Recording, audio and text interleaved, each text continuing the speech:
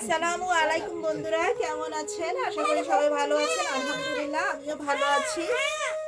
আজ আমি নিয়ে এসেছি একটা কাঁচা কাঁঠাল। আমি কোনো এঁচোড়ে রান্না করব না, কাঁঠাল দিয়ে অন্য কোনো রেসিপি দেখাবো। সঙ্গে থাকুন, দেখতে থাকুন। একদম কাঁচা, এটা কিন্তু দুদিন রাখলে পেকে যাবে। কিন্তু আমি যে রেসিপিটা করব এটার জন্য কিন্তু পাকা কাঁঠালই নিতে হয়, তবে নরম হতে পারবে না, এরকম শক্তই থাকবে। আবার কচি কাঁঠাল না, যেটা তরকারি খাই আমরা, এঁচোড় খাই, ওটা না। যেটা পাকার টাইম হয় কিন্তু শক্ত থাকতে হয়। দেখুন কাঁঠালটা একেবারে শক্ত। তো কাঁঠালটা দেখুন, এটা দিয়ে আমি অন্য একটা রেসিপি দেখাবো। আপনারা সঙ্গে থাকুন, দেখতে থাকুন। একদম ফ্রেশ, একটু আগেই গাছ থেকে এনে আনা হয়েছে।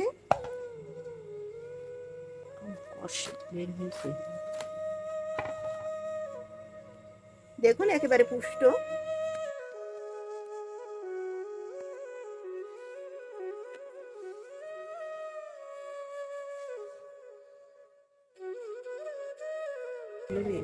কষ্টটা কিন্তু আমি এভাবে নিয়ে নিচ্ছি। দেখুন, আর তার আগে বন্ধুরা আমি একটু হাতে কিন্তু সর্ষের তেল মেখে নিয়েছি।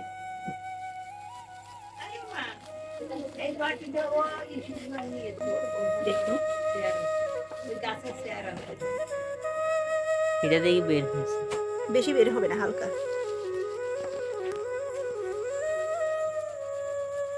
দেখুন বন্ধুরা, বড় যে আঠা কষটা সেটা আমি নিয়ে নিয়েছি। এটা যদি এভাবে না নিই, সারা জায়গা এটা আঠা আঠা হয়ে যাবে।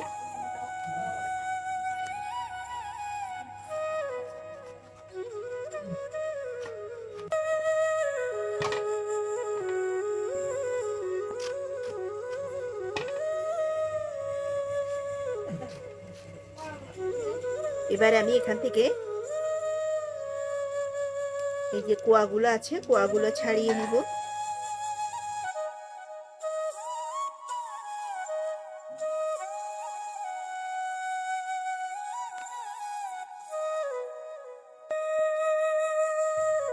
আমি এখান থেকে কোয়াগুলো আস্তে আস্তে ছাড়িয়ে নিচ্ছি। আমার এই কোয়াগুলোরই দরকার।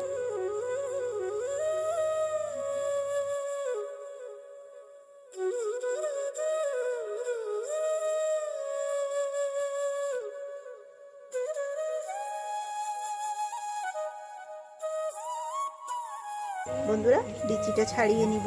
আর এখানে ভিতরে একটা পর্দার মতো আছে, পর্দাটাও ছাড়িয়ে নিব।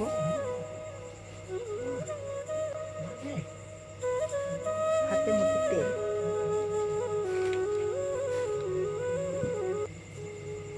এভাবে আমি একে একে সবগুলো ছাড়িয়ে নিব।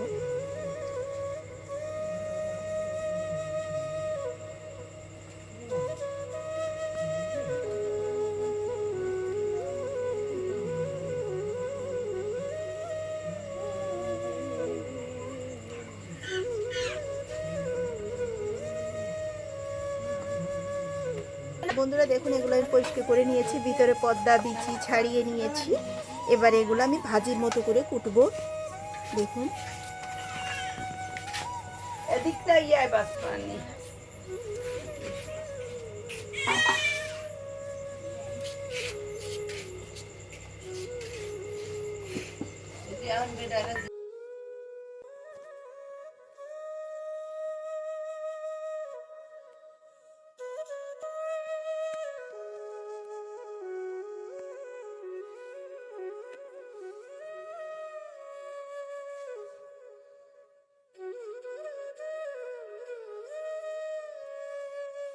বন্ধুরা দেখুন, আমার কাঁঠাল কুচো কোটা হয়ে গেছে। এখন আমি এখানে কোটার জন্য নিয়েছি আদা, পেঁয়াজ, রসুন, আর কাঁচামরিচ লাগবে। কাঁচামরিচটা এখন নাই, যা আছে তাই দিয়েই চলবে। আমি কুটে নিই। বন্ধুরা দেখুন, কাঁঠালগুলো আমি ধুয়ে নিচ্ছি।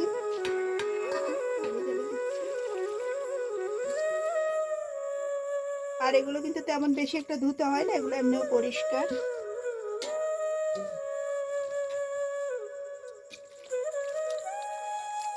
এগুলোতে একটা বেশি ময়লা নেই।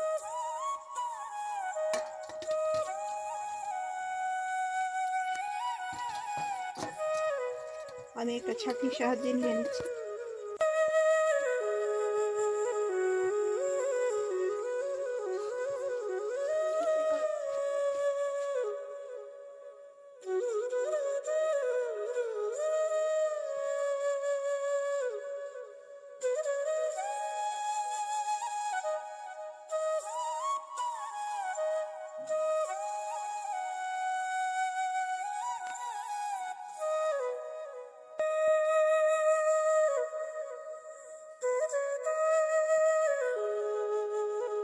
তা বন্ধুরা দেখুন, প্রথমে দিয়ে দিচ্ছি তেল, পরিমাণ মতো তেল, বেশি একটা লাগে না। এখানে আমি 2 টুকরো দারুচিনি নিয়েছি ছোট ছোট, 2টো লং, 2টো এলাচ, আর কিছুটা কালিয়া জিরা। আর এখানে নিয়েছি আমি 4টা শুকনো মরিচ, আদা কুচি, পেঁয়াজ কুচি, রসুন কুচি। প্রথমে আমি ফোড়নটা দিয়ে দিচ্ছি।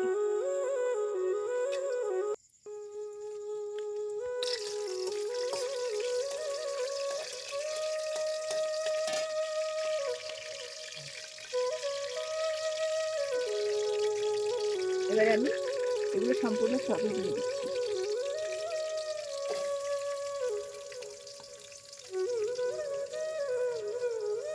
আদা রসুন চাইলে বাটাও দেওয়া যায়।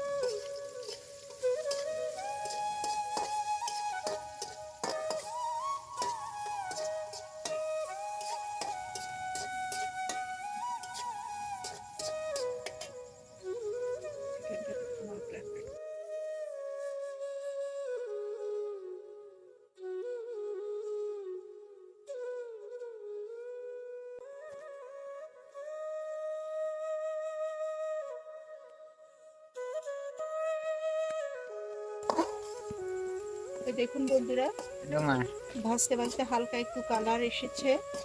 আমি আর কালার করব না, এভাবেই আমি এখন কাঁঠালটা দিয়ে দিচ্ছি, কুটে রাখা কাঁঠালটা।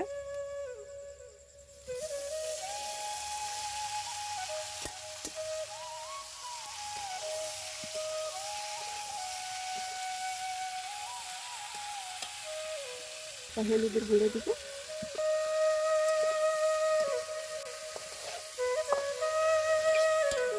বেশি লাল করতে যাবেন না, কালারটা ভালো লাগবে না।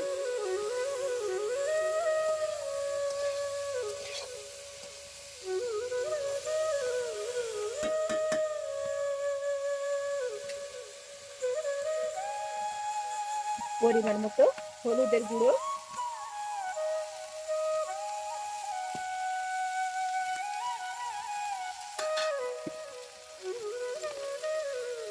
এবারে দিয়েছি পরিমাণ মতো লবণ।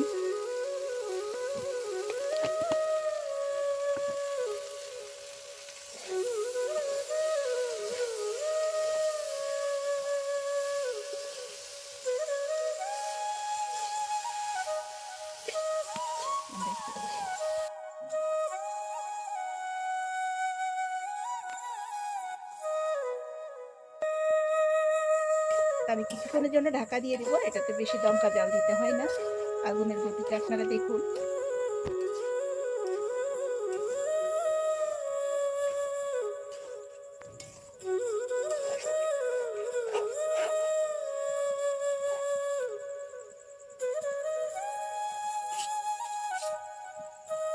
এটা হতে বেশিক্ষণ লাগে না, 15 থেকে 20 মিনিট।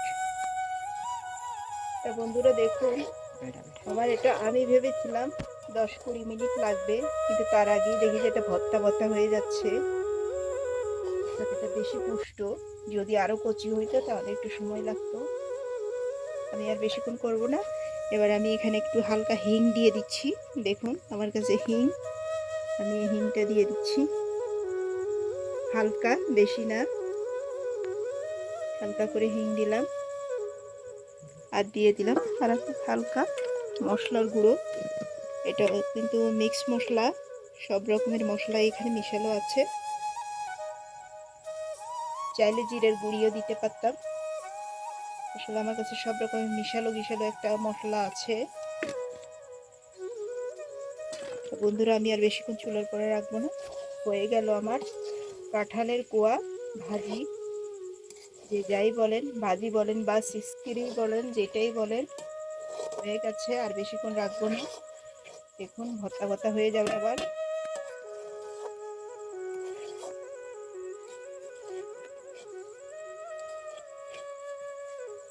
এভাবে আপনারাও করে খেয়ে দেখবেন কেমন লাগে। আর ভালো লাগলে আমার চ্যানেলটা অবশ্যই একটা লাইক দেবেন, অবশ্যই আপনারা সাবস্ক্রাইব করে রাখবেন। দেখুন হয়ে গেল আমার কাঁঠালের কোয়া ভাজি। আর সেদ্ধ করা সম্ভব না, আমার ঠিক 15 মিনিট সময় লাগলো। ভাবলাম যে 20 মিনিট লাগবে, 20 মিনিট লাগেনি, একদম নরম হয়ে যাচ্ছে। বন্ধুরা আমি নামিয়ে নিচ্ছি, হয়ে গেছে, আমি নামিয়ে নিলাম। দেখুন হয়ে গেছে, এভাবে আপনারাও করে খেয়ে দেখবেন। আর এতক্ষণ পর্যন্ত ধৈর্য ধরে আমাদের এই রেসিপিটা দেখার জন্য আপনাদেরকে অনেক অনেক ধন্যবাদ, সাথে থাকার জন্য।